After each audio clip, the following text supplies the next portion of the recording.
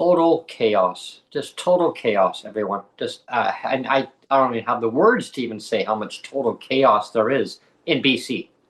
I want to make sure that everyone understands that in BC, it's just total chaos. And why? Why is there total chaos in BC? Well, we're going to talk about that next on the podcast, so stay tuned. Hello, and thanks for tuning in to PWD Allies Podcast. My name is Brent Frain. I'm the host, and I am broadcasting to you from Victoria, British Columbia, the capital region of BC. The weather update out here, it's kind of a gloomy morning. It's not raining, kind of a drizzle morning. Not too bad of a temperature, really, for fall. I mean, this is very unusual for our neck of the woods. It's usually a lot cooler than this, but that's okay. I think winter's around the corner, though. Mother Nature can definitely give us lots of surprises. So looking forward to that. Lots of Breaking with Brent segments there for sure. Also joining me is Neil Matheson, my editor-producer from Surrey, BC. How is the weather out in your area, Neil? Kind of dreary, yeah. Kind of a dreary morning too. Yeah, it's Oh, the weather outside is frightful. yeah, it's definitely it looks kind of frightful out here too. But with all the chaos going on in BC, yeah, it's kind of frightful too, It and kind that's of fits. It kind of fits. Yeah. it does, and that's what today's Yeah. podcast is going to be all about. And just a little programming announcement for everybody before we begin the podcast. I just want to remind people who haven't subscribed to the channel. If you like the content and you're just viewing it today, your first time, please subscribe and like and share. If you want to contribute to the channel and help us out with ongoing programming, the like button's on the bottom and the comments section. And Neil Mhm. can explain that in the podcast as we're going forward here today. But Yeah. yeah, all the details. But yeah, I hope that people enjoy the content that you're watching. It's educational. It's just informative. It's just to keep you up to date of everything that's going on that affects people with disabilities and their allies in our beautiful province and across Canada and around the world. And that's why we call it PWD Allies Podcast. Yeah. So please, subscribe to your favorite podcast when if you're not able to watch us live. There's definitely lots of choices out there to choose from. So with Yeah. that being And there's said, the audio version as well, right? So yeah, for we sure. have, if you don't like looking at our faces, you can just listen to the audio. Yeah, for sure. Yeah. Yeah. Yeah. So we're gonna get started with the show, everybody. So first of all, it's has BC brought total chaos. David Eby's Genie is now out of the bottle. It's total chaos in Well, BC. that's just it, right? I mean, there's a reason why I put the thumbnail the way I did because Mhm. there's so many decisions that EB has done where the genie is out of the bottle and you can't stuff it back in the bottle. It's No. out. It's out. And we're gonna go through. I picked four things. I mean, I could have made a bigger list, but we're gonna try to keep this relatively short today, like hopefully under an hour. So Mhm. I narrowed it down to four items, and so we're going to go through each of the four items. But before we start, I'll just kind of say what those four things are so that people can follow along. The Mhm. first thing is the deficit. Oh gosh, yes. Yeah, we're sitting at a $13 billion deficit now in BC.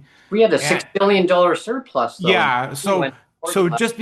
just before EB took over in late 2022. Mhm. So EB's been the premier for just like almost exactly 3 years, and in 3 years he turned a $6 billion surplus into a $13 billion deficit.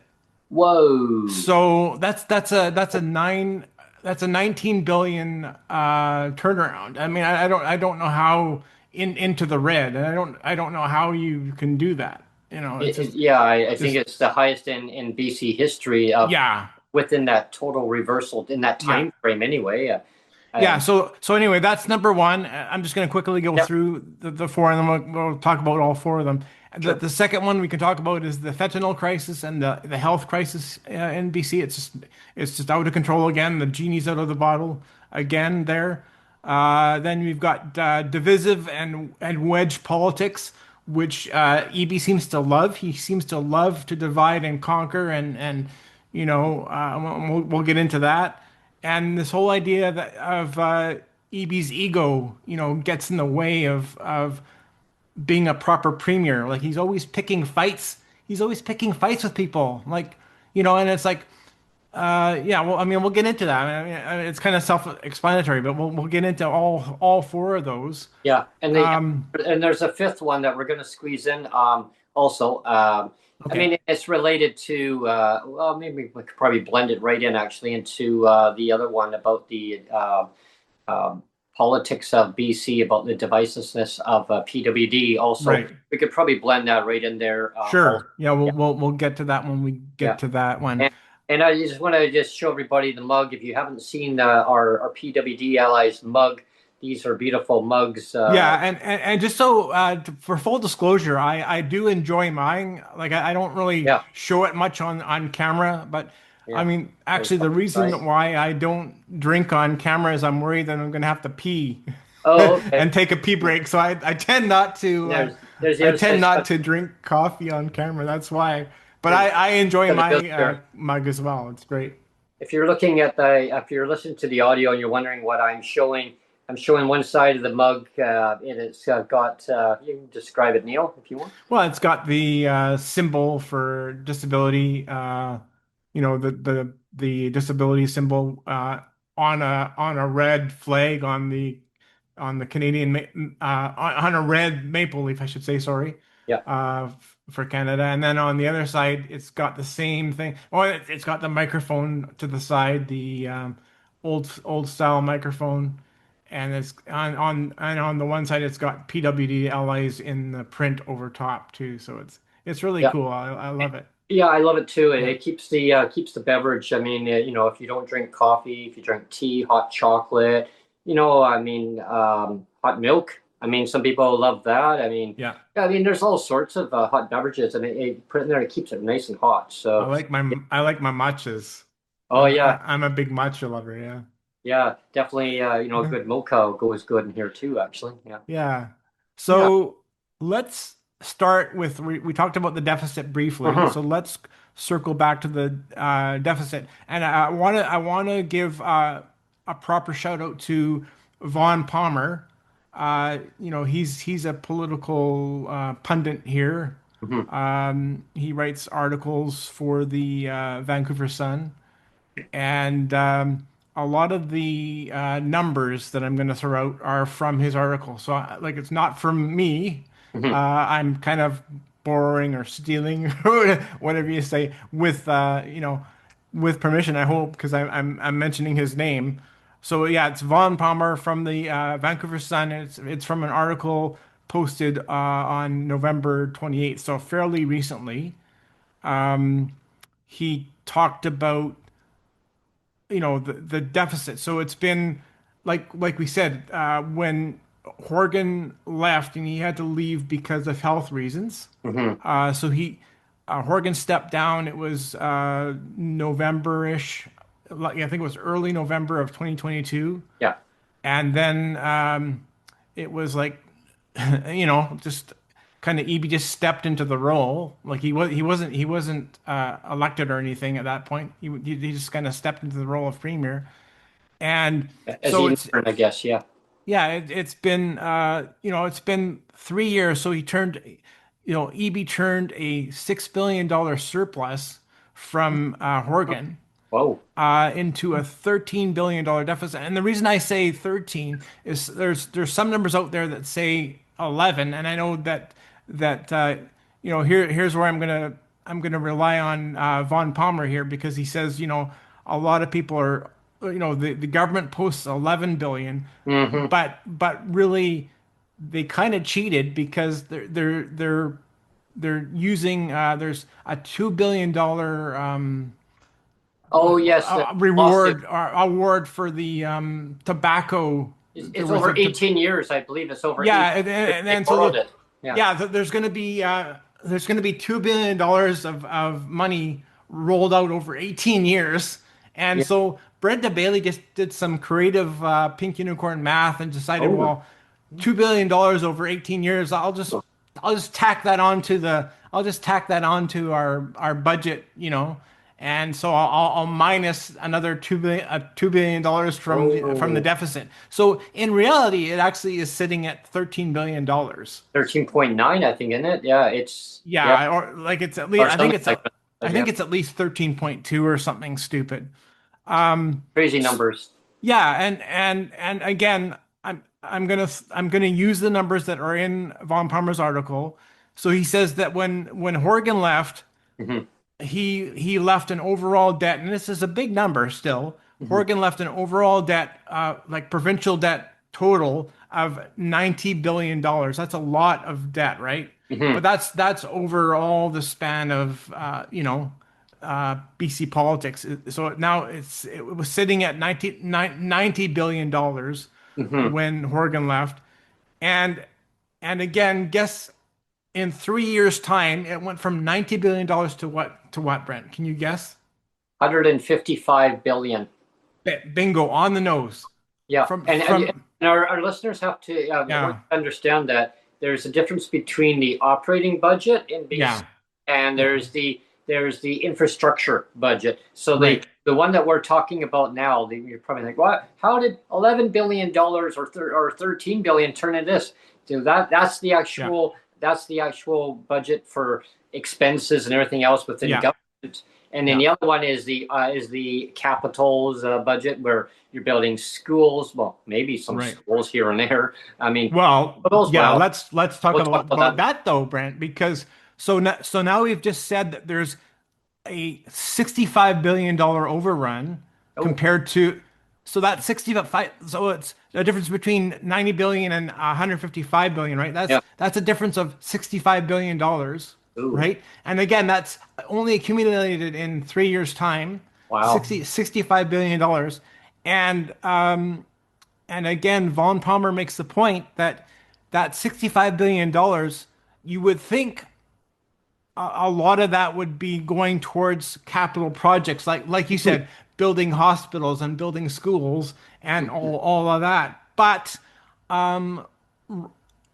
Von Palmer makes the point that actually half of that, like 32 billion or 33 billion dollars worth of that, is actually just to cover the operating debts from program spending.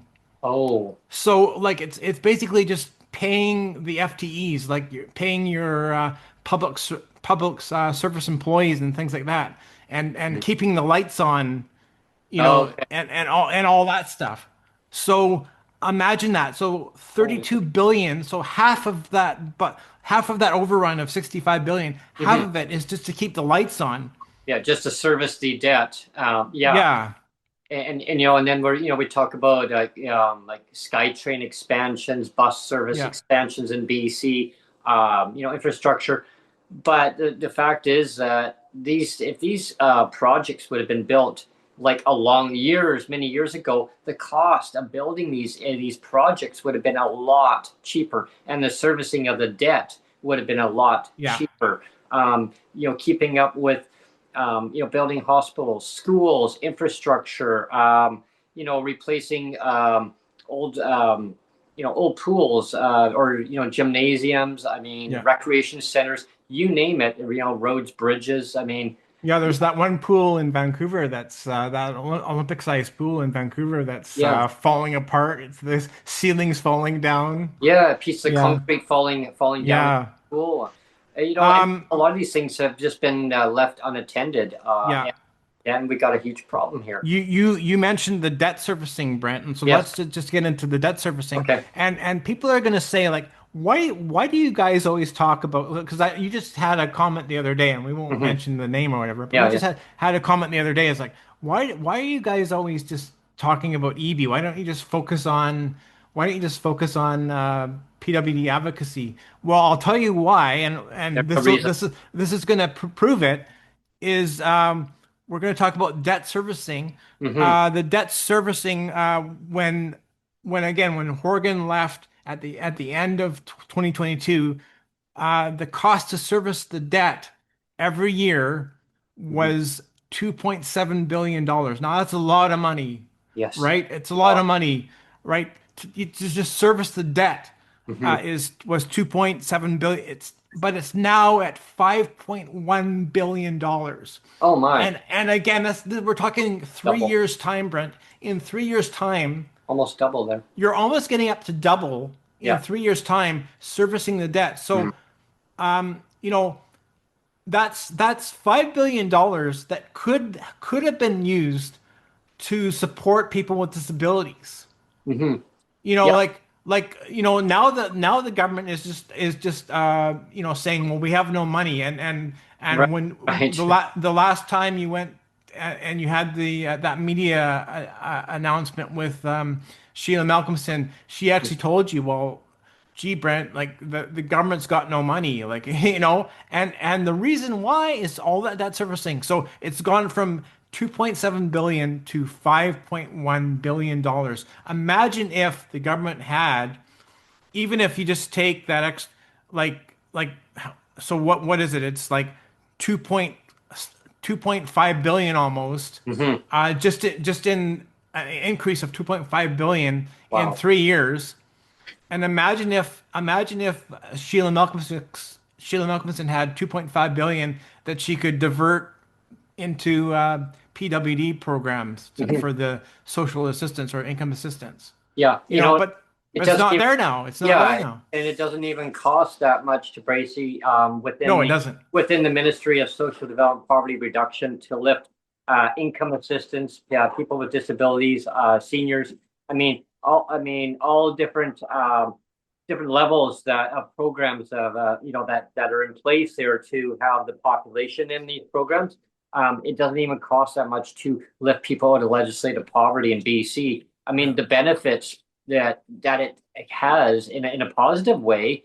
It's huge. I mean, it was like about at one time, it was about 1.3 of between 1.2 $1.3 billion a year to lift people out of poverty. And Yeah. that was like for, like I said, income assistance, people with disabilities, seniors. I mean, you name it. Hmm. People are on the RAP program.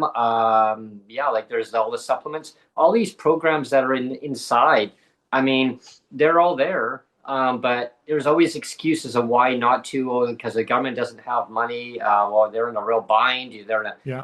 They're in a situation. Well, I at the same time, if you invest in the people, you're going to put less strain on the healthcare system. Well, Because exactly. yeah, because now the healthcare system, we're going to be Yeah. getting into that too. Well, About the yeah, next thing on the list, let's just roll into that. yeah, The next one on the list is the fentanyl crisis and the health crisis. yeah. So, I mean, all of these 4 or 5 items that we're talking about, they're all kind of connected. There's Hmm. there's that connective tissue Oh, for between sure. all of them, right?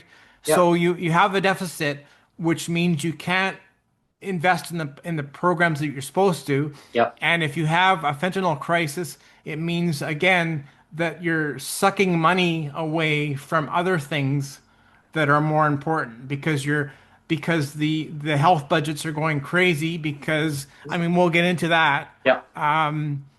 You know, I pulled up a lot of the data that I have that I'm going to talk about the fentanyl crisis and the health crisis. Like I said, I always kind of troll Twitter in the lead up to our podcast to Hmm. get to find important data sets that we can use on the podcast. And so here's one little tidbit of information, Brent. On November 21st, the Vancouver Fire Department responded to 54 overdoses, 54 overdoses in a single day. So again, Oh, this is just only the Vancouver Fire Department. It responded to wow. 54 overdoses in a single day. Mm. And then there's another chart. It showed another chart, and this chart it basically shows in the 3 years. Again, we're only talking 3 years since David Eby took over as premier. Mhm. In 3 years, there's been 33 days.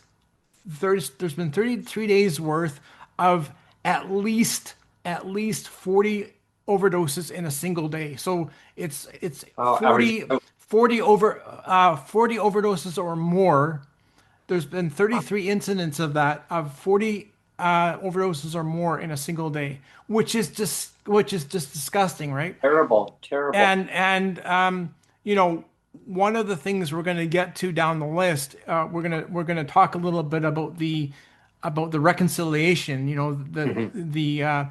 the couch and land claim, and Oh, yes. what a kind of a atomic bomb that whole thing was, like more destruction and chaos, right? Hmm.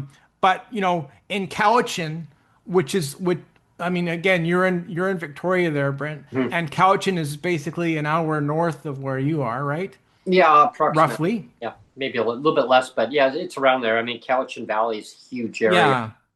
Yeah. So in Cowichan, there was 80 overdoses in a single day, just in Cowichan. I heard about that. So Yeah. when again, we're going to talk about a little overlap here. So Hmm. when David Eby claims to care about Indigenous reconciliation, when he pretends to care, like I'm going to say he's pretending to care, and the reason I can say that is because there shouldn't be 80 overdoses in a single day in the Hmm. Cowichan area. You Hmm. know, I mean that just proves that you don't care. You don't care about Indigenous people. You don't care that like Indigenous people are disproportionately affected by this drug crisis. That's the truth too, Brent, right?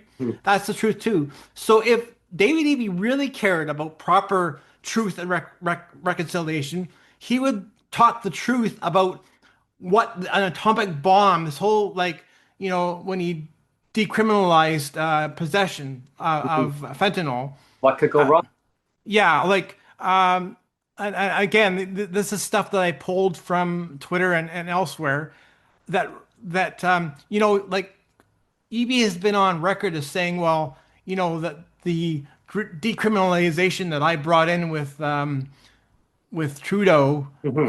it was really early in 2023. So it's Hmm. it's it's been 3 years of this basically experiment, this decriminalization experiment, and David Eby has come clean and said, well, it's obviously led to some unfortunate circumstances, right? Gosh, gee. Unfortunate, but I mean, the fact of the matter is, like, it's still in effect. Like, Yeah. the government hasn't tried to roll the provincial government here has not tried to roll anything back. Like we said, like, the genie is out of the bottle, Hmm. but the government here, the provincial government here, isn't even trying to fix the situation, because, like I said, there's been 80 overdoses in just the Cowichan area, Brent. Hmm. Just in that area, just in that one. So again, like, if he really cared about people's lives, Hmm. and if he really cared about truth and reconciliation of Indigenous people, he would, like, he would fix this whole fentanyl crap. But he doesn't care, Brent. That's the point. He Yep. doesn't care. It's all a dog and pony show for him. It's It's all like, I'm performance. gonna I'm gonna pretend that we care about truth and reconciliation, but really I don't care. Well, That's what he's saying. especially when he admits that that experiment, it wasn't working. I mean, Yeah. yeah. I mean, I heard about that, and it's, I guess, sometimes when you admit that when you're wrong, you just admit that you're wrong. I mean, but you keep doing the same thing over and over, and then finally cave and go, yeah, yeah, I admit that there's something not quite right here. I mean, these are people's lives. I mean, their mothers, their fathers, I mean, siblings. I mean, on the street. I mean, they need help, and Yeah. they're saying, please help, and now they get into a state of a different state that they're in. And I'm not saying playing down on people's lives at Yeah. all. I want people to understand that we need to take care of our citizens, and when they're hurting, you bring them up, you give them the help that they need, and then they just say, well, yeah, there's more to do. Yeah, we recognize there's a problem. Well, I remember many years ago that I never saw any of this. Like, I mean, No. yeah, how did this Yeah. all? I mean, to the government of BC, how can you Yeah. tell me how Yeah. did this happen? I And why know. are we in this state of chaos? Yeah. I mean, mass homelessness. I mean, there was just, I'm glad we're talking about this too, because it kind of Yeah. interrelates with homelessness too in Victoria. Well, just There's before a, you get there, yeah, Brent, I yeah, just wanted to say, like, in the last few times that I've left the house, because I leave the house in my scooter. I've got a mobility scooter, and yeah. I go and do my shopping because Hmm. you know I have a superstore just really close, so Hmm. I go up to there. Well, on the way to superstore now, like basically the last few times I've gone up there, I've had to drive around people that are catatonic, having a drug episode. I kid you not. Like Yeah. I had one time where I almost had to drive off the sidewalk to Oh, wow. Oh my God. there was a guy just standing there like a statue, but he Hmm. was bent over, kind of almost touching his toes. Like, Oh. just imagine that there was a guy standing there, but he's bent over, touching his toes, but not quite. And he was just sitting there like a statue, Hmm. catatonic, having a drug episode. And like I had to like basically drive off the sidewalk to avoid him. Hmm. You know, and this is not just one incident. I've had like it's been like 4 or 5 incidents in a row now, Brent, where I've gone up to the store and I've had to drive around people that are having episodes, drug episodes, like Well, serious drug episodes. I've had to drive around them because I oh my can't God. move them. Yeah, You know, well, yeah. they're unresponsive. Yeah, and that's the the part that's extremely troubling and unfortunate because they need. I mean, people that are in that state of care. I mean, of care that they actually need. They're in a state of an emergency, and they Yeah, need health care service yeah, supports that was going to help them to recovery the best way recovery that they can yeah, get. And there's no beds for them. There's not enough beds. There's not enough support services that are there for them. Um, yeah, I mean, it's like there's a account of a group that's an organization going out right now in Victoria, and they're looking around in the outlining areas, in the rural areas of Victoria and yeah, surrounding areas within the Saanich area and surrounding areas. I don't know if they're going towards Souk at all, but I'm sure they are. But they're finding people that are in like this huddled up in little areas of bushes, yeah, like wherever they can, and they're not even accounted for in the stats that are out there saying yeah. homeless people there are. I mean, they I think it was back in the summer where I think it was on Global. Global Mhm, ran a small piece, and we were just talking a little bit about Indigenous. mhm, There was a story about this Indigenous guy. mhm, I think he was from the Cowichan tribe actually, because I think he was based in Victoria, where you are, and he was a guy that was recovering from fentanyl addiction. He mhm, wanted so badly to get off the fentanyl addiction. mhm, He mhm. was basically begging. He was saying, "Please, provincial government, can you please Yeah, enroll me into a program because I want to get off this addiction. I want to get off exactly. the train of addiction. Yeah. I want so badly to get off the train of addiction." And the government came back and said, "I'm sorry, there's no funding for that, but hey, if you want some more free fentanyl, here you go. Here you Hmm. go. Status quo, here's some more fentanyl for you. Some Hmm. safe supply fentanyl." So what did this guy have to what did he do? This indigenous man, again, I think he was from the Cowichan tribe. Yeah. He had to go to the States. Oh He wow. enrolled in a program in the States for Oh my a God. drug detox program because Hmm. there was Not none available in in BC. BC. There was none in BC, so he went all the way to, I think it was to Washington, to Hmm. enroll in a drug detox program because the provincial government doesn't do anything like that here. Yeah. I mean, that again, we're talking Yeah. about how disproportionately drugs do affect a lot of the indigenous population. Hmm. And again, if Eby actually cared about truth and reconciliation, he would start giving a shit about the fentanyl crisis. But he doesn't care. He doesn't care, Brent. That's Hmm. the bottom line. He doesn't care. So it's all just a bunch of talk to him, you know? I mean, and when we talk about chaos, and that's why today's show is about chaos. Yeah, I'm glad you mentioned about the individual, or there's some other individuals that what you ran against, in your scooter, and Yeah. I can relate to that, and I see that a fair amount in the last while up where I live. I was walking toward my bus stop, and there was a gentleman who was slouched over. He was standing, but he was bent right over. Like, I mean, he was standing, he was just bent right over. Right. I didn't know. I figured maybe he dropped some change on the ground. There was a little bit of change down there, but he was in a state of I guess whatever state he was in. I'm not Just like sure. catatonic. Yeah. Yeah, Just I guess so. stuck Yeah. there. Yeah. And I didn't know, and like I walked by and I said everything, and I heard whimpering from that person, Right. and I said, "Are everything okay, sir? I mean, can I help you get your change?" And I didn't know what was going on, and the person turned their head in a hurry, and he says, "I'm gonna effing kill you." Right. And I said to him, "Okay." I didn't even like respond. I Yeah. just kept walking. And government, that is what people run against. Yeah.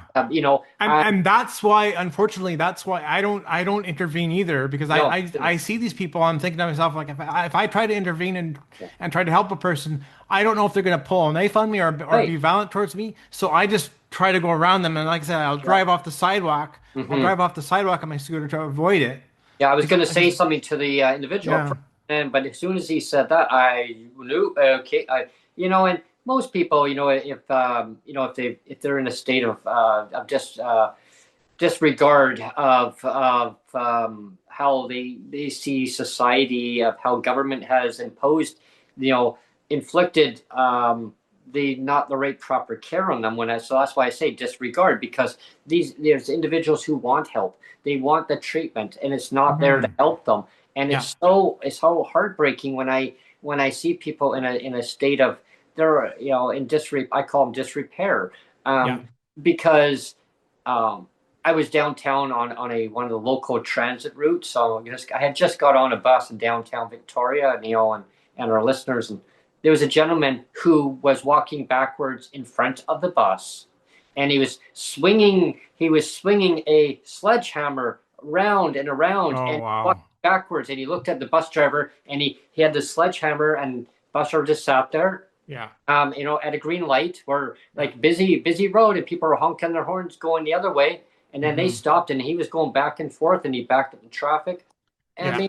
I mean, these individuals, they just want help, and I don't know what the government needs to do to fix this problem. I mean, Yeah. it is related to a Yeah. lot in our healthcare system too, Yeah. and it takes away services from PWD. Exactly. There's That's a lot what, of these. again, that's why we talk about this, is because all of this chaos directly impacts the budgets. Yeah. They've had to divert all this money to try to fix this fentanyl thing that they're not fixing at all. They're just making it worse. Yeah. And let's just say that one of the hugest problems that I have with this whole fentanyl thing is the government doesn't stigmatize it, and they really should. They're like, well, we don't want to stigmatize people that are on drugs. I mean, because it's bad to make them feel bad about their addiction. I'm sorry, but I mean, if something is bad for you, if something is not healthy for you, like,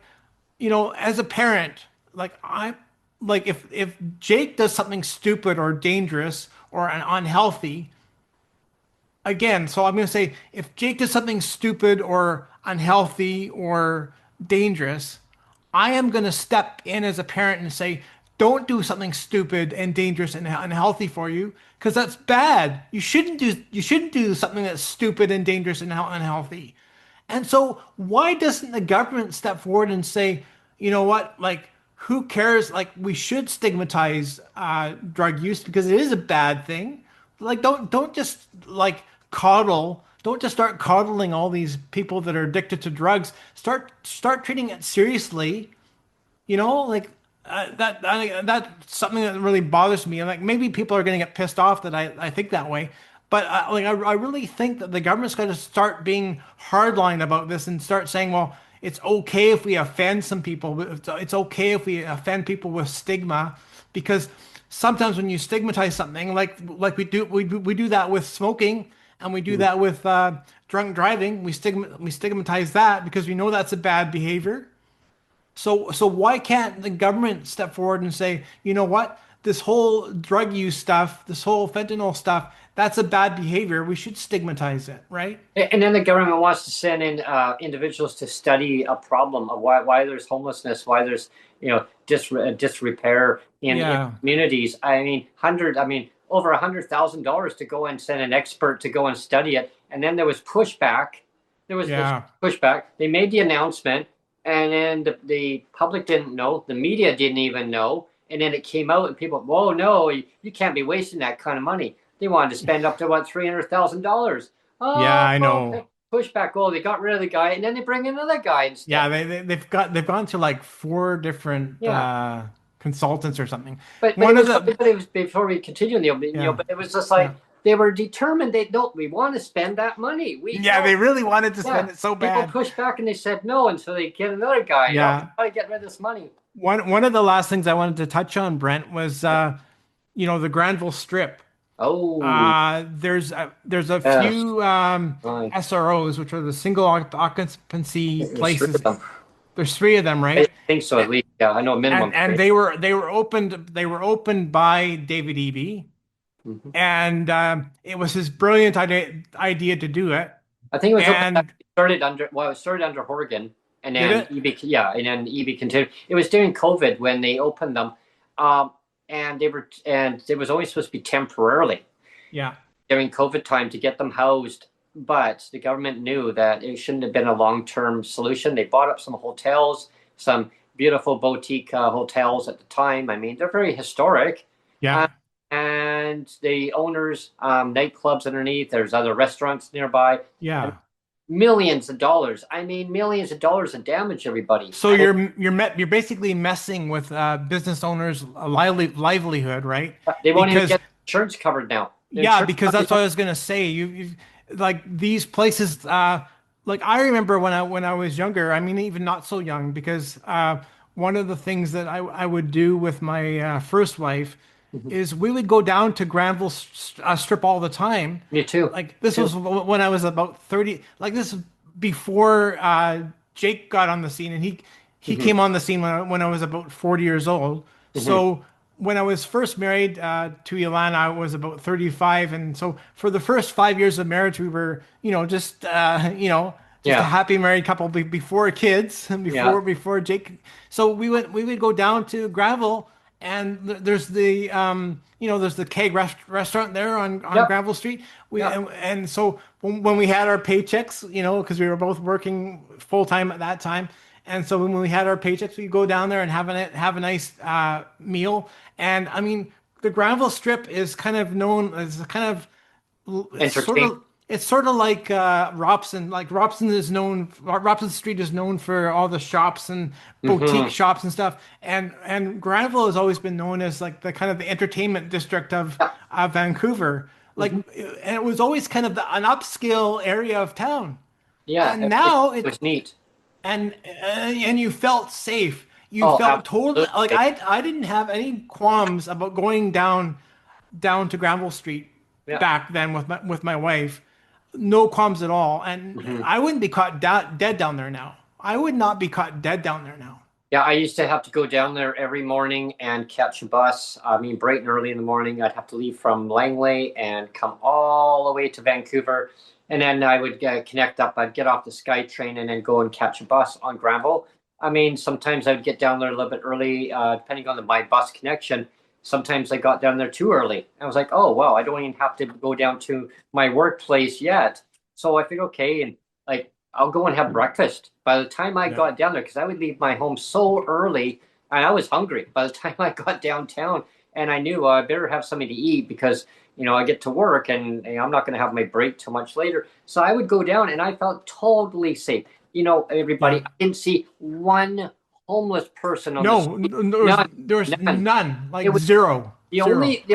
the only individual that I saw was some seagulls coming by, and they would land on a bench. They'd Yeah. come by here, make all their sounds, and I Well, look down, and I'd go and get my yeah. breakfast. I would go and sit on the bench right on gravel, like sometimes it'd be such a beautiful fresh air, and yeah, I'd be watching the sun coming up.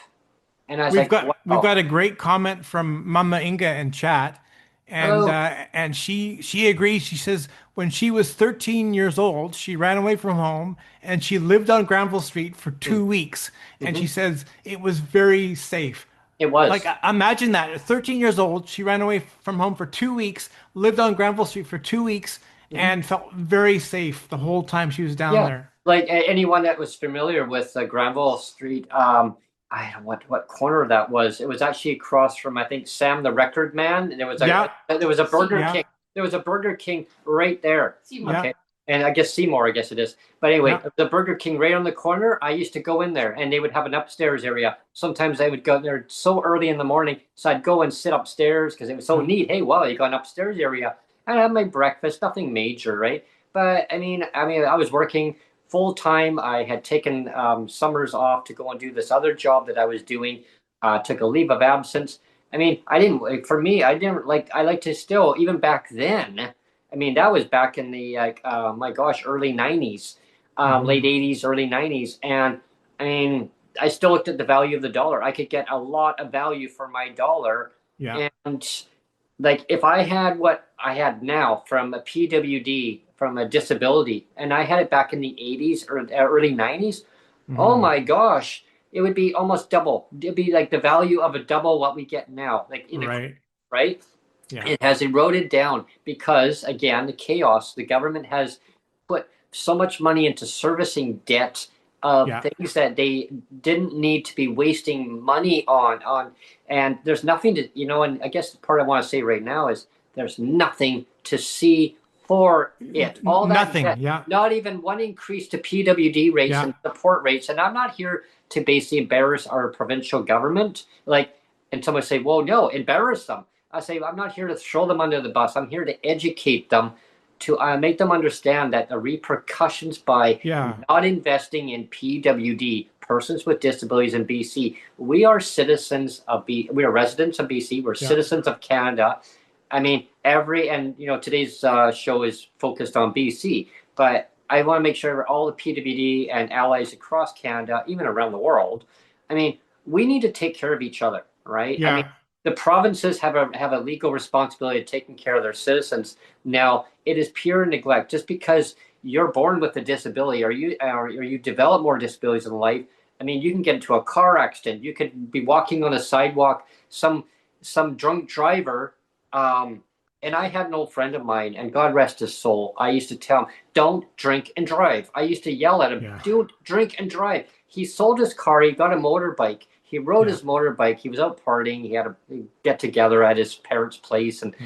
yeah. And I saw him the day before, and I said, "So he told me about this party." I said, "Just don't drink and drive, man. Like, uh, Hmm. you know, um, there's always unintended consequences." Yeah, yeah, yeah, yeah. He used to call Hmm. me B instead of Brent. B, Okay. B, don't worry about it. I got your back. It's Yeah. fine, man. Like, I'll be Yeah. fine. You should come Yeah. over and visit sometime. I'll pick you up. Well, I'm not riding on your motorbike. You know, no, it's fine. I'm a good Yeah. driver. Yeah. Anyway, he killed himself, drinking and driving, Wow. right? Yeah. So when I hear about people drinking and driving, and then when I hear about unintended consequences of, say, like when I say people can become disabled at any point in time in Yeah. their life, somebody could be driving on the road and they're drunk off Yeah. the road, they go onto the sidewalk, or distracted driving.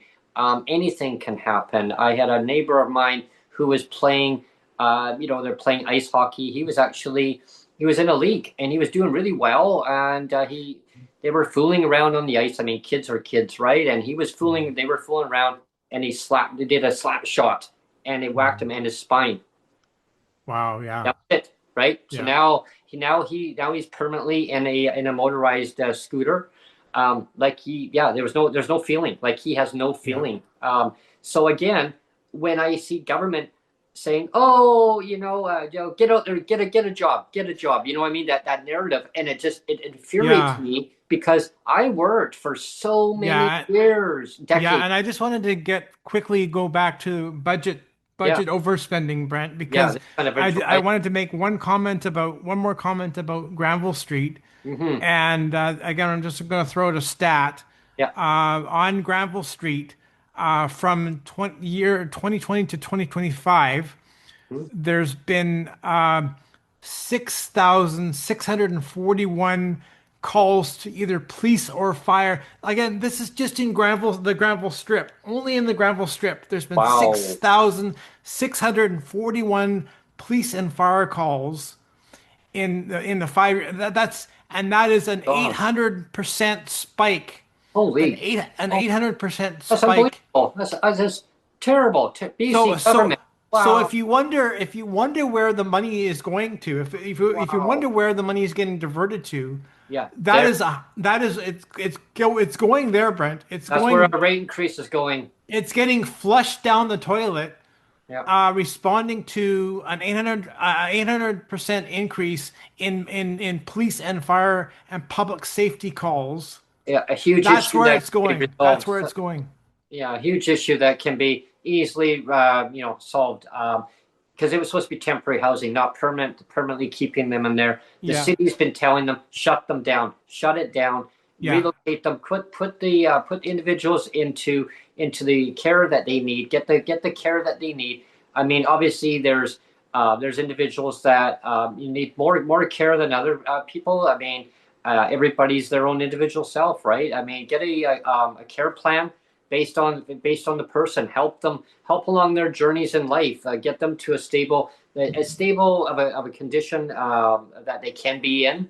yeah. And I'm not here to tell the government, well, I'm the expert here. I mean, I know the Mhm. solution for everybody. No, but get the care that they need for each person. Yeah, Get the supports that they need. I mean, is it they're drug addicted? Yeah, okay, we'll get them the help that they need. I mean, exactly. I mean, Yeah, leave them in there. And they're in the state. Some people are in a state of comatose, right? yeah, And they don't even know what they're doing. They don't know where they are. The fire department shows up, and I saw in the news that one day, and there was a unit that was all on fire. yeah. Yeah, I mean, they came again, and again, the property owner. And it's because a lot of the time it's because homeless is setting fires down in the garage area, Mhm, which is what they've done at my place. mhm, We've had to call the fire department 3 or 4 times for fires set down in the garage from people that are doing drugs down there setting fires or trying to keep warm. mhm. But And yeah, again, there's about 100 people that live here, mhm, 100 souls that live here in my building. So it's a fairly small building, but mhm, still you're risking the lives mhm. of 100 souls, Yeah, lots of other tenants. because the government doesn't want to do anything about the homelessness situation and the drug problem. Mhm. Let's go to Yeah. the third thing now, Brent, and we're going to talk about divisive politics and wedge politics, Mhm. which is something I have to say, for whatever reason, David Eby loves that. Like when he started out picking fights with President Trump, and I mean I know a lot of people like to pick fights with President Trump, but I mean if you're gonna be a premier, like the thing about David Eby that I don't like is he basically like he loved the idea that he's just gonna like create this tariff. I'm not saying the tariff issue is not important, but he made it more of an issue. Like he basically put gasoline on it and made Trump the straw man. And it's like this diversion. It's like I'll divert the attention to Trump, and then I don't have to Mhm. I don't have to defend my own policies. I don't have to defend my own bad policies as Yeah. premier. I can just point to Trump and say, "Look at Oh yeah, Trump," yeah. So it's all his right? fault. It's like Yeah, all the debt that's been accrued when David Eby took over as premier, when he was elected as premier. Um, I mean, like you described and talked about earlier in the podcast. I mean, $6 billion surplus, and then when David Eby turned around, it's now, well, I mean, I'd say it's $13 billion extra. yeah. So now So looking at 16, $19 billion $19 total. billion total. Yeah, It's yeah, flushed into the negative. So yeah, we can't blame Donald Trump and all the deficit, because Donald yeah, Trump wasn't even president at that time. yeah. And he's not. And let's be clear, Donald Trump is not premier of BC. Exactly. David Uh, Eby is, exactly. right? So Jurisdiction. know, so take responsibility for your own yeah. crap, I, so to yeah. speak. I mean, Yeah, sure. I mean, tariffs have had a huge impact. I they mean, have. yeah, but I mean, it comes down to the debt load of the already underlying Yeah, problem that was already there, yeah, and of course, they'll say, well, economic wins. I can forecast it. It's like a genie, is out of the bottle.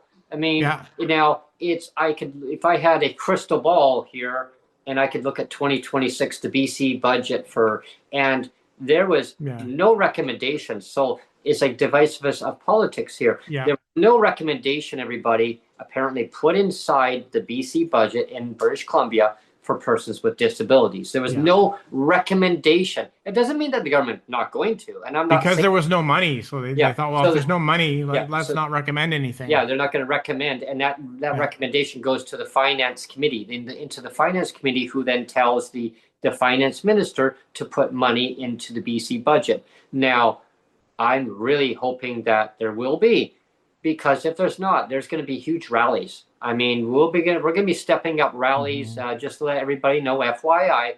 And I know Jeff Leggett from Disability Action of Canada is probably watching this right now. If he's hmm, not, he will be. So a bunch of us, we will be forming a big rally if there's not going to be an increase in there. Why? Because our cost of living has gone up. Our hmm. rent goes up every year. Everybody's rent goes up every year. Your cost of living goes up. Everybody knows. I mean, it doesn't matter what channel I turn on, NewsHour, social media. My neighbors talk to me every day, every day. Brent, oh, the cost of living is so high. Yeah, Have they given you guys a rate increase? I go, no, they don't. Government does not like people with disabilities. yeah, They don't like seniors. They don't like low income people. You got very good big paying jobs. Yeah, they're gonna look at you, but they're like, that is wrong. And I said, hmm, yeah, because the one guy, he says, my sister has been disabled for quite a few years now, and she keeps asking me, are they going to raise the rates? I said, well, I'll keep advocating, just like John yeah, Horgan used to tell me, everybody. yeah, I'll keep advocating, but I'm the only voice at the table. So what does that tell people? If there's only one voice at the table, who else is at the table telling the yeah, premier not to do it? yeah. I mean, again, this affects, puts more strain on our healthcare system, and it's political divisiveness. And yeah, And let's talk about some of the division that EB has caused, right? I mean, mhm, um, you know, total like chaos. like I watch the legislative sessions a Yeah, lot me, watch them every day, all the time. on my computer, the question periods and stuff.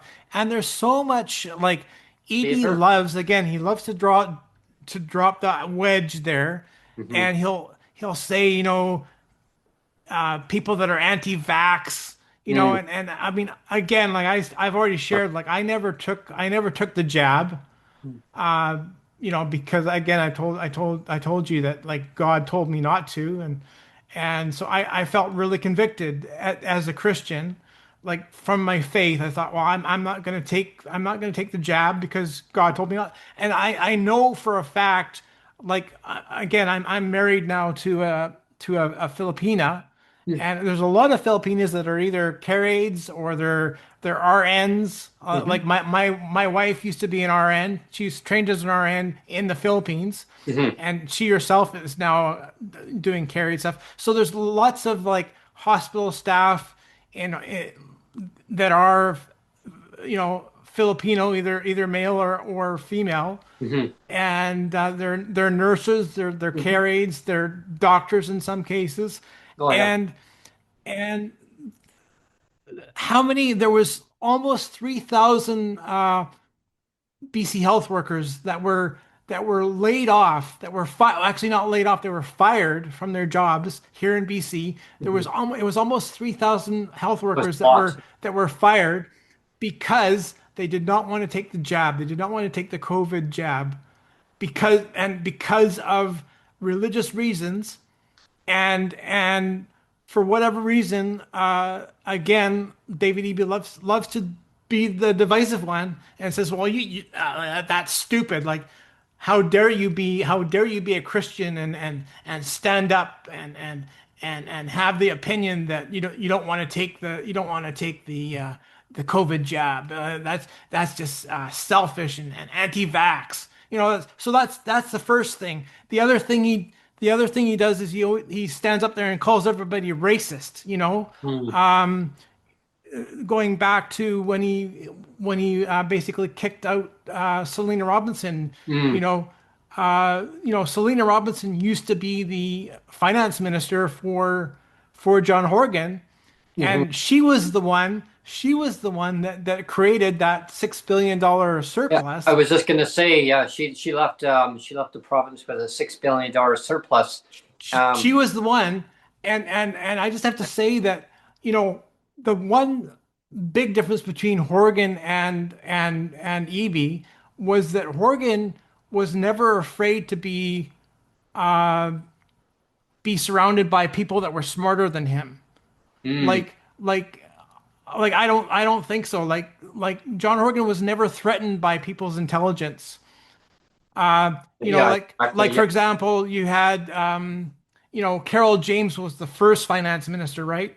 yeah. And I mean, like I she love Carol. was She was so awesome, she Carol. was like by far like the smartest person in cabinet. So of course you're gonna have that smartest person in cabinet be your finance minister. It just makes Hmm. sense. Hmm. And John Horgan wasn't threatened by that. He wasn't threatened that she was the smartest person in the room. And when she had to step down for health reasons as well, John Horgan tapped the next smartest person in the room, who happened to be Selena Robinson. And again, John Horgan was not threatened by the fact that she was the smartest person in the room. He welcomed that. He didn't surround himself like John Horgan did not surround himself with a yes man.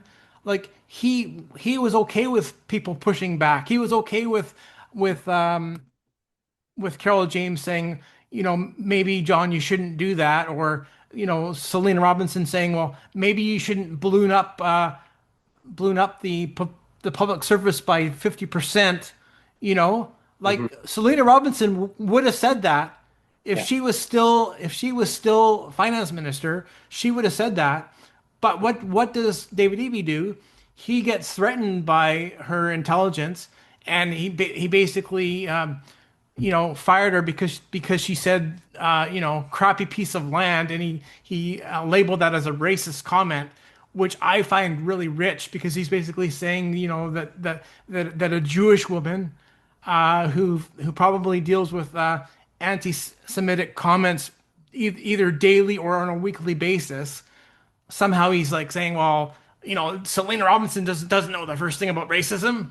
Like how stupid is that? Yeah, because You I think know? there was a post where yeah, he had fired her for saying that, and then he had posted a comment saying the reverse of that. Like he apologized for saying that, and Yeah. Well, Selena Roberts, after she was already after gone. she was already gone, and then Yeah. Selena Robertson actually she commented to him. It's like saying, "Wow, so you Yeah. had you had no problem throwing me under the bus, but now you're going to apologize for Yeah. saying what you said about me. You're admitting that you were wrong, and now it's okay.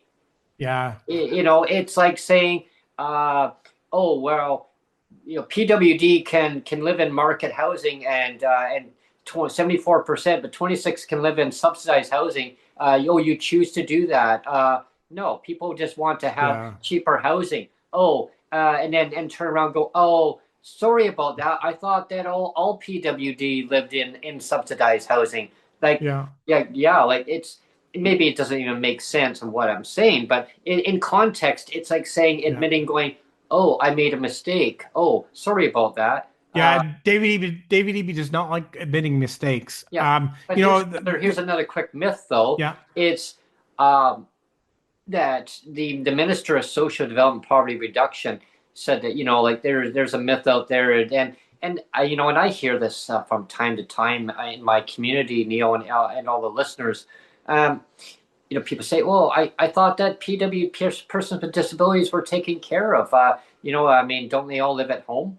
I go, no, they don't Yeah. live at home with mom and dad. They don't live in a Yeah. basement. They don't live at home. And that's the myth, I think, that gets the narrative that's always just in the mind, that's out there. And that's why when you hear media, they don't talk about these things because people think, oh, well, they're all taken care of. You know, there's shelters on top of the PWD check. No, it's all included.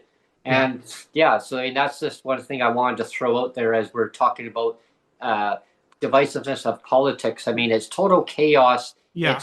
It's all, that's fictional. That's not always true. The fact is, there's a lot of people with disabilities or allies that have disabilities, right? It's not just a small little segment of population. It's a very huge portion of our population in BC and across Canada. And we need to make the stories well heard. We need to get our voices out there. Yeah, because it's around 1 in 5. It's at least 1 in 5, right? Yeah, and that was what the stats is now. That number is actually it's like 1 in 3. There's like 1 in 3. Yeah, oh yeah. Wow. Studies are showing now it's like 1 in 3 people have either a cognitive disability, their hidden disabilities, physical, or all. And they show that as we age, more people are going to get more disabilities. They maybe not diagnosed, but they're there. And I mean, governments have to accept the fact. I know they don't like doing that because I guess the next thing I'm going to say is there was the next finance minister after Selena Robertson was Katrina Conroy. Katrina Conroy came in, and as soon as she came in, the deficit, it just started ballooning right up. And there was a comment that was said, and she said it in the legislative session. I can't find it. I'd love to find the quote. Like nobody cares about. But nobody wants to deal with poverty. She said nobody cares or nobody wants to deal with poverty. And she was the finance minister. So what does that tell you guys? What does that tell you? If you got a finance minister who says nobody cares or nobody wants to deal with poverty, I mean, that says something. And that kind of echoes when I remember John Horgan and that kind of correlates when he was in Langley at the time. Giving about a SkyTrain announcement that in the future it's going to be coming to Langley, and he talked to Sonia, not just me, but he talked to Sonia and I privately, and I'm not shy about saying a couple key things that were in private, but I mean it's okay now. I can say a little tidbit of what he said. I'm not going to say the whole thing because it was a private conversation, but I've said it before on the podcast, so it's nothing really new. He did say that I care, Brent. I'm the premier. You can push back on me. If there's something that you don't like that I'm doing about advocacy wise or something, push back on the government, right? We're here to represent you guys, but he says, but keep in mind, I'm the only voice at the table. I'm the only one that cares. Yeah. You're the only one that cares? Like, well, so what? You're saying that everybody else sitting at a conference table, in a boardroom that don't care? He goes, I'm not saying that people don't care. I'm just saying I'm the only one that cares. I'm just saying that maybe they don't care as much to actually vote in favor about raising you guys' rates. He goes, and he clarified that. He said there's a difference between people caring and maybe not understanding that the impacts that not raising the rates have a ripple effect. And he was, and that was during COVID time, when it was full blown, right? COVID was full blown. And he said, I will do everything I can to make this supplement permanent going forward. I will implement a part of it in. I'm hoping that's probably what's going to happen. And it did. It did. He kept his word. He said, I promise that it will. We were told we couldn't say nothing to people. I had other advocates saying, I mean, are they going to keep it in place because the fear, the anxiety? And I know because we went through it. We lived through it. At first, we didn't know the answer until John told us that, yes, part of it will stay in place. And I tell you, divisive politics, that chaos, and the chaos that it created for Sonia and myself, I mean, we had to move out of our community that I grew up in. I mean, since I was a little baby, everybody, imagine, a familiarized area, and we did everything we could to try to stay where we wanted to. But no, the government chose that, no, this is only a temporary measure. It was bettering your life. Yeah, we got to take it away now. But John fought. He kicked back. He pushed back against his own government to make it happen. Imagine your premier pushing back because he cared so much. And he said he'll keep pushing to try and make it permanent. Oh, he made it permanent, but they broke it down into two segments. One in 2021, right? So they gave back 175 of it. but 2 years later, we'll get back 125 of it. And that was just not even in the real actual budget in BC. That amount was broken down. So they made it sound like it was an increase. The actual increase, the last actual increase before COVID was in 2019 of $50. Yeah. So going forward, there was nothing in the budget. So now I fear that in 2026, that I'm hoping that there'll be something in the budget. There's not. Like, where do people keep cutting back on? And that's, I guess, my point is that it's all related to healthcare system. It's all related to being part of your community where you belong. Do we keep shifting the population and pushing them further out, where they're away from healthcare needs, specialists, doctors, transportation, accessibility, just to save a bottom dollar to make it look good to your investors, your corporate investors? No, we need to take care of our citizens. Government, figure it out. Figure it out. You've had years of trying to figure this out. Use John Horgan's legacy. David, and the finance minister, use John Horgan's legacy, that he cared so much. He wanted to try to make things better the best way he could. He says, I can't promise everything. I can't promise you the moon it's going to be, no clouds are going to be overcasting. He says the moon to me one time. Yeah. But I can promise the moon will be out there. Well, we're getting past the hour here, Brent. So let's quickly recap the three things we've talked about. We've talked about the deficit, the $13 billion deficit now in BC. We've talked about the fentanyl crisis and the health crisis. And the third one we've talked about is the divisive and wedge politics, which EB loves. And so the fourth thing we're going to talk about, which is kind of related to three, is this whole idea of, again, I was on Twitter and I saw something from Christy Clark, which was, the previous premier before Horgan took over. And she did not like people with disabilities. No, and so I don't necessarily agree with everything she says, but I did appreciate what she had, what her opinion about David Eby. This is how she characterizes David Eby. She says that Eby is an anti-establishment protester. That's her words. She says that Eby is an anti-establishment protester. And she says that she sees Eby as having difficulty moving from protester to premier. She says that Eby seems to be having difficulty moving from protester to premier.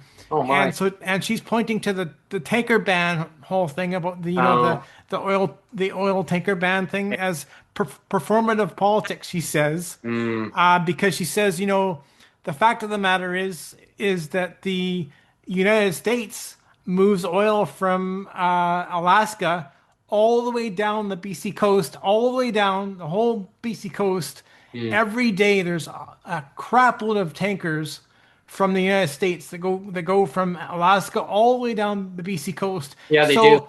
So the US does it, but for some reason, like Eby says, well, we have to shoot ourselves in the foot, like BC and Alberta and Canada. We can't have tankers in Canada because that's bad for the economy. Like, how dare we ship oil to the Asian markets where we can get top dollar for oil. So instead they're undercutting the oil prices to just sell to them America only. And it's just so stupid.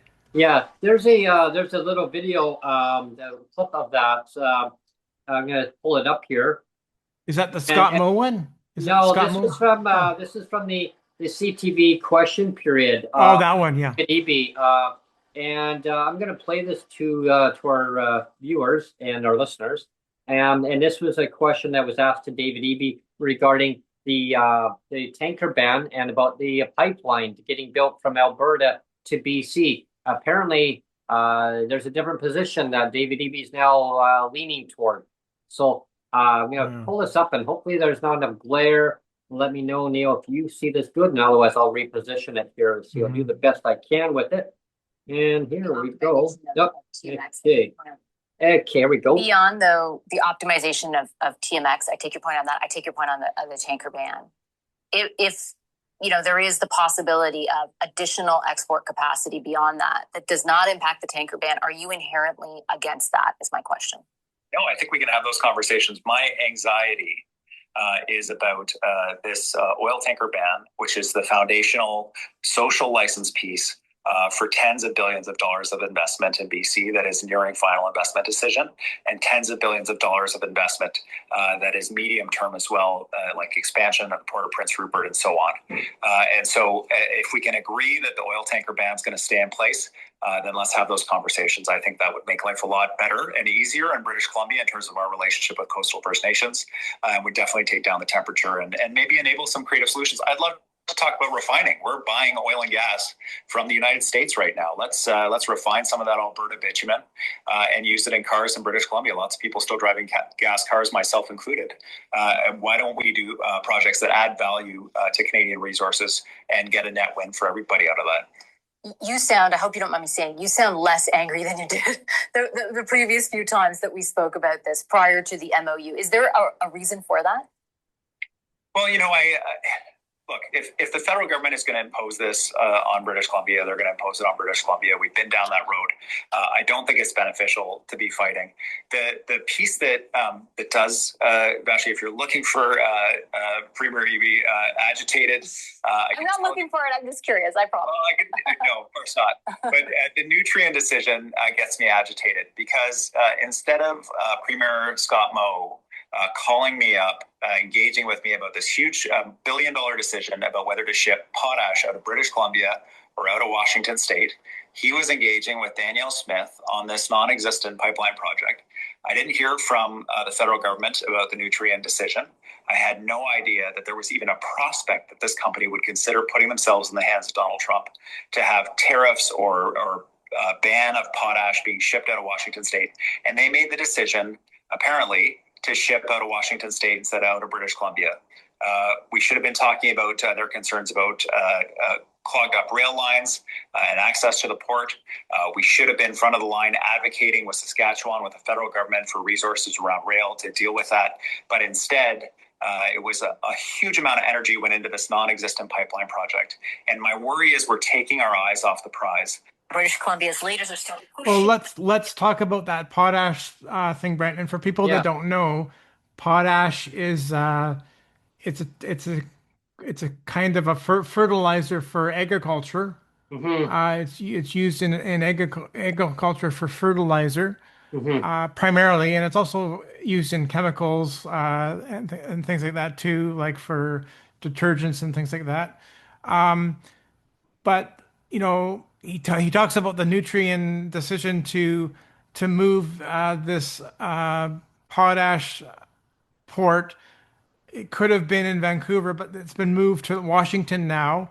And Scott Moe he's the premier from Saskatchewan, and he made the decision to go ahead and move it to Washington because he's got a couple quotes here. He says, every team that I've played on, so it's kind of like he's alluding to like a hockey term here, kind of. Oh, yeah. He says, every team I've played on, I want all the players to score, not just myself. Premier Eby isn't sharing that same approach to this project. So he's talking about the pipeline. He's talking about Nutrien potash. And then the second quote that he says, which I think is brilliant too, he says, when somebody makes a decision not to invest in your area, so he's, Scott Moe is saying, like, I've made this decision not to invest in BC. I've made a decision instead to move the port to the potash, port to Washington. So he says, when somebody makes the decision to not invest in your area, you should have a look in the mirror.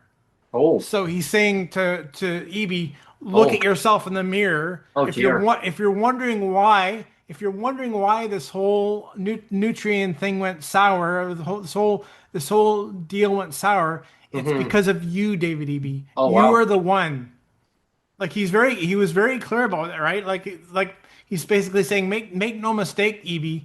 I went to Washington because basically saying I can't deal with you because you're too like immature. You're like, it's like kindergarten politics. Oh, geez. Oh, wow. You know, yeah.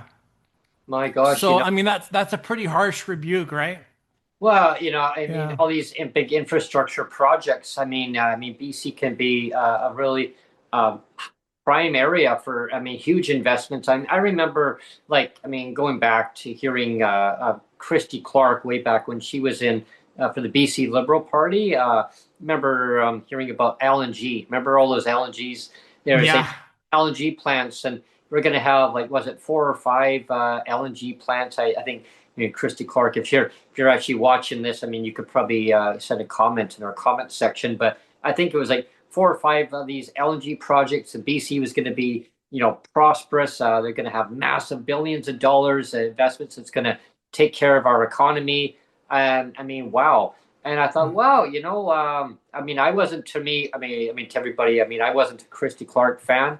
I mean, there were people out there who liked Christy Clark. For me, no. I mean, as an advocate for people with disabilities and a person with disabilities, it really hurt people with disabilities in our yeah, province in BC. I did agree with huge investments, though. That's the other part. I did yeah, agree that the money that would be generated into the province to take care of our citizens, seniors, people with disabilities, low income people, people on income assistance, or whoever, anybody. And then things changed. Like the rates, then they stayed stagnant, and I thought, well, okay, like if you're not taking care of people, like why are these investments not all happening? Like why are all mhm, the parties not all working together rather than performative infighting back and forth? And yeah, it was more to do, and all these economic headwinds and these splashy announcements. And it's like, well, these splashy announcements are all like performative excuses of why not to take care of people. And I guess, like when we talk about chaos, I mean, everything that we've talked about today, everybody, listening to our show, I mean, it is about chaos. Like, yeah, if we don't take care of the fundamental values of just people who have invested into this province for yeah, decades. I mean, just because you have a disability doesn't mean that you didn't. I mean, you're born the way you are. You would, I mean, maybe person has worked decades all their life, and now they are who they are with more disabilities because they were already who they were before even having disabilities, or they're born that way. There's no yeah. fault of anybody's. I mean, Well, do we well, not? that's a good final comment, Yeah, Brent. When you talk about investing in the province and investing in Canada, and like people. if we get outside of this province, you want to be Canada first. You want to be apples up, investing in Canada, Exactly. investing in the Yeah, province, that's my and point. Yeah. and one of the things, like the final comment we can say is, you know, Eby has always talked about David Eby is always talking about the colonial mistake when he talks about Aboriginal reconciliation, Hmm. Indigenous reconciliation. He's always talking about fixing the colonial mistake. Mm, Like we somehow have to apologize. We have to apologize for Canada, and we have to apologize for BC, and like we should always be apologizing for all of our mistakes, and that the Confederation of Canada was a mistake, and that BC like British Columbia joining the Confederation, that was a mistake, and this whole fixing a colonial mistake, we have to do a mulligan. I talked about remember when we did the yeah. we did the show about the Remembrance Day. I talked about that EB basically wants to do a mulligan over 150 years of Canadian history and say, well, let's take a mulligan, let's tear everything down to the studs, and pretend that all the people that lived and died here and made a life here in BC or all across Canada, let's pretend that doesn't matter. My gosh. Like that's his attitude. Well, I That's look his back. attitude. Yeah, because I look back on, like, I used to love in high school history, and I still love history. I still love learning about history of around the world, of all the provinces, the territories. What is the capital of every single province in Yeah. Canada? Here's a quiz for people. what is the capital of every province in Canada? Name the provinces and the capitals of each province. Okay. We got drilled through that in school every week. Every week. Once a week, everybody. And I'm not kidding you. I remember doing that. Once a week. People are like, what? Oh, yeah. And we got to study, all the history. And when I look back at, I'm glad you mentioned that, Neil, because our social studies teacher and history teacher, I also had him in law. I had him in Law 12. I had him in my Law 12 class too. He taught Law 12. And so I got to learn about the social issues of society, the history of society. Law 12. We got to learn about law cases of your plaintiff versus and how all these other jurisdictional or I can get that word right. Jurisdiction. Our juridical system works. Our justice system works. There's so much to learn, but learning about history, though, that's what stands out is, and then of course that's why I'm happy that we made the PWD Allies podcast, the show that that people tune into now, because it's about educating people, bringing people together about changing the way the status quo, because it's like copy paste policies over decades. It has to be recognized that it's not okay to keep an old system going and just kind of kick it down the road. Yeah, another day. Going to pressers and hearing announcements about spousal. This is kind of my mic drop for the end of the show, everybody. So I guess it'd be my closing comments, and then I'll kind of launch out the show. But it's like going to pressers, and this is just kind of give everybody an overview. Going to pressers of we're removing spousal clawbacks, but we're raising the support. Two PWD, one file. We're going to now make them two separate files. We're going to treat each person as an individual person, meaning what one person, a person with disabilities in BC, will get on one check. We're going to make them so equal. And that's what I heard when I was there. But we're going to basically raise up that support portion by $56.75 on average for each person. But we're going to leave the rent portion, instead of $500 for shelter for one, $500 for the other person, right? Two full checks. Nope. Because that would be autonomy. Yeah, that would be autonomy. Yeah, exactly. We're going to leave in $695. So you tell me, rent's already bad enough in market housing, trying to find rent. You can't even rent anywhere on a one PWD check, let alone $695. So there was pushback in the disability community as soon as people started hearing this stuff. And then the minister says, well, obviously there's more to do. She recognizes the problem because she heard the pushback. She says that the myth was, and that's why I said just a little while ago, that the myth was that, the minister agrees. That there's obviously changes that do need to be done. And I will respect I have total respect for the minister on this part, because where she'll sit down and listen to our advocacy and our ideas going forward. Should she maybe push the finance minister and the premier more? Yes, absolutely. I encourage you, minister, push the finance minister, push the premier, whoever it is that's not allowing you to give you money for the ministry to raise our rates up to a livable standard amount. And when you have disabilities, those costs are above that. So we need to get it to a bare, no less than poverty, like Jeff Leggett would say, no less than poverty level financial support for all PWD in BC and all the way across Canada. Doesn't matter what province or territory you're in. We need to take care of our citizens. But the fact is that when you're told that you're going to go these announcements, like, just come out and it's okay to basically say, we're making these changes. This is what's in place. This is what we're doing.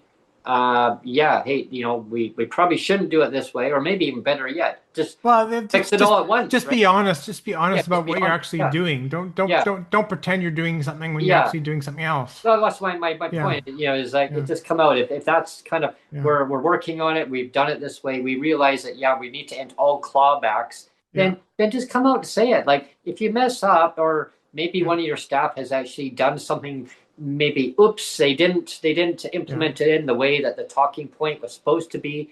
Say, hey, you know what? Whoopsie, we need to do better. We learn from people's lived experience. We're telling you, like, the system is broken. Let's fix it. Let's fix Yeah. it. Let's work together.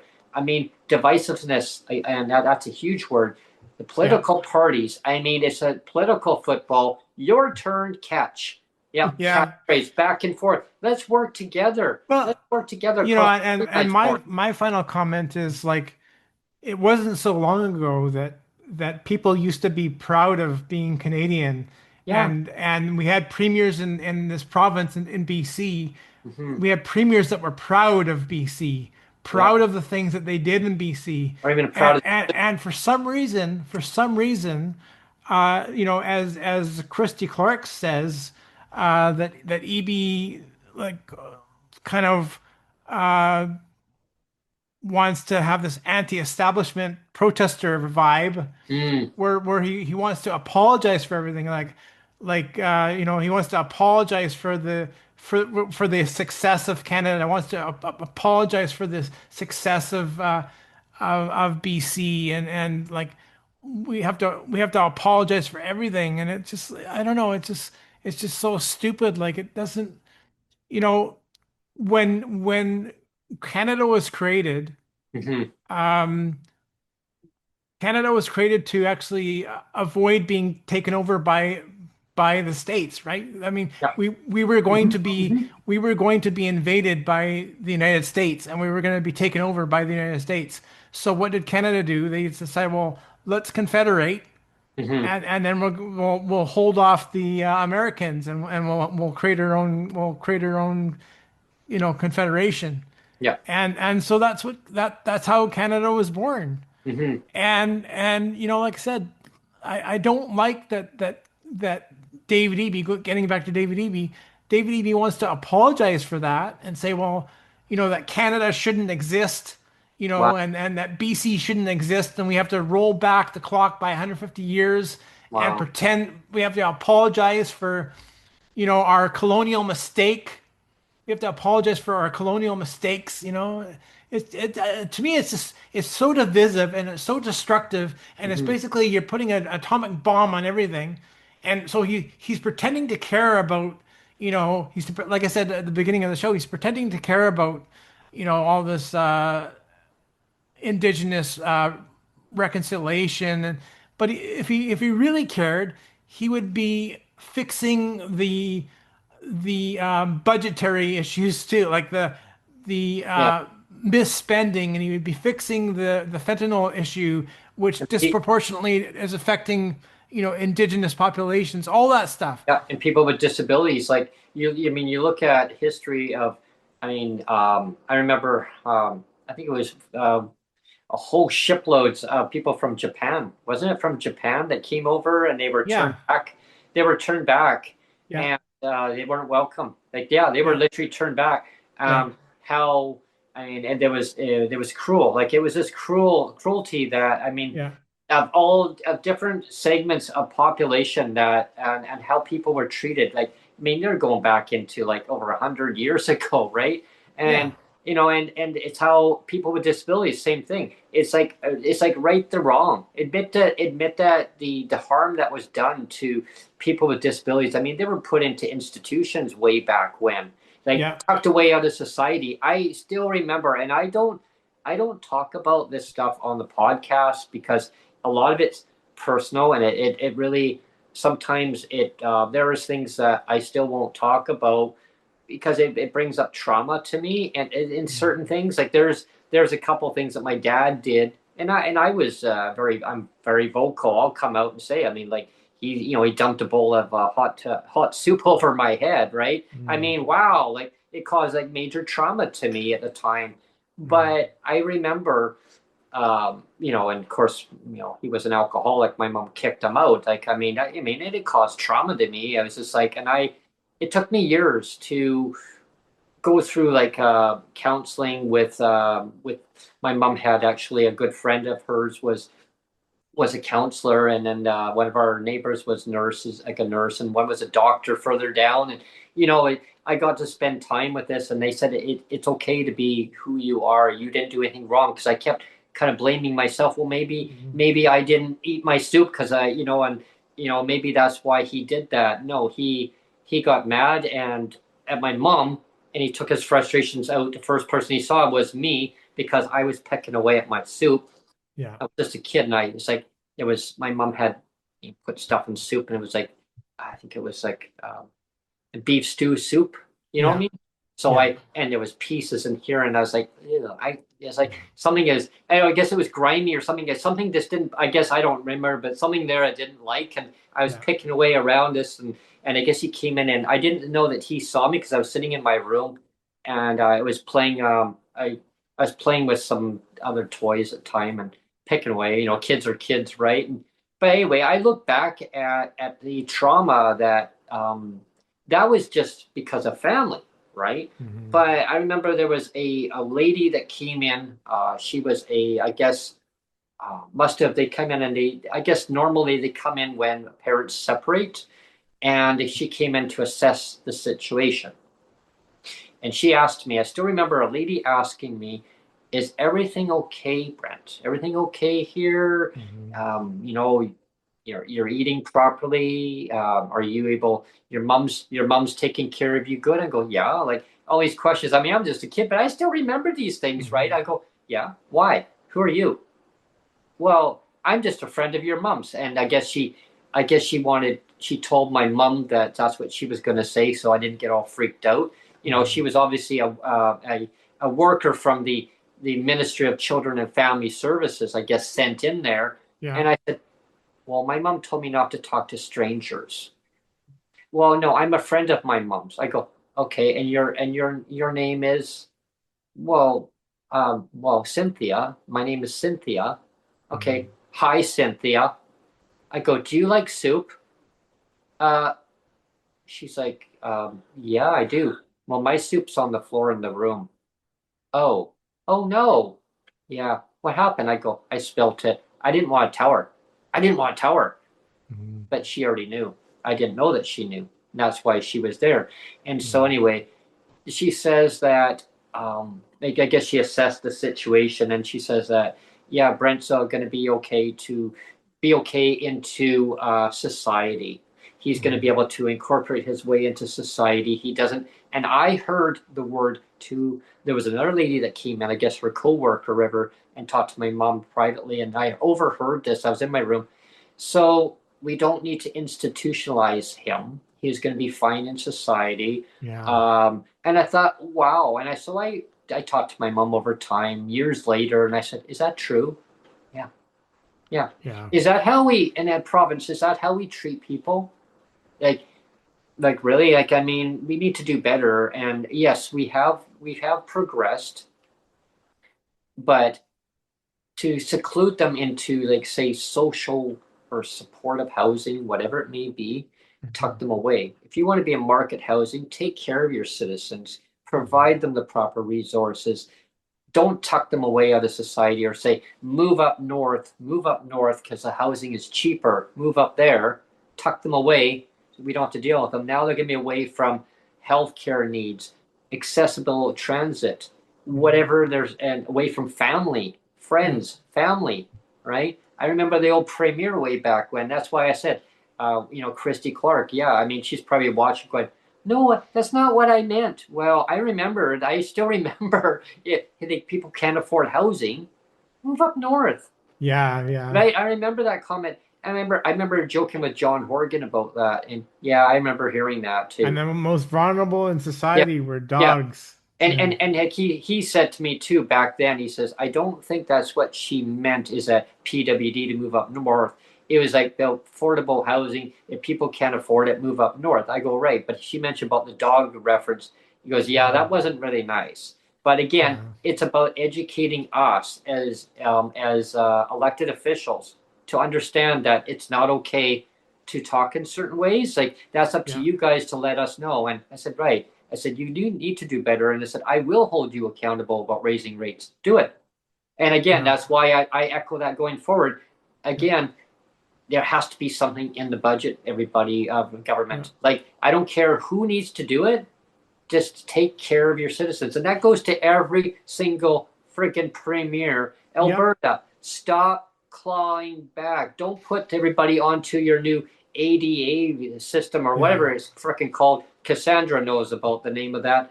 When I heard about that, we do need to punch out, Brent. Yeah, we do have to punch out. I have strata stuff to do. I'm gonna get a call any minute now. I know. Okay. Yeah. So we gotta punch out. We'll talk on that episode another time. But thank you everyone for tuning in to PWD Allies podcast as usual. Stay tuned to upcoming episodes. Lots of guests coming up this month. Yeah, on Friday we have Mike Morris. Oh wow! So like this month of December is going to be like I've already said. I mean, you can check the calendar. You can check the show calendar on the YouTube channel. It's a banger month full of really good guests. Right up. Yeah. Okay, stay tuned, everyone, and thanks for tuning in. Have a great day, and we'll see you later this week.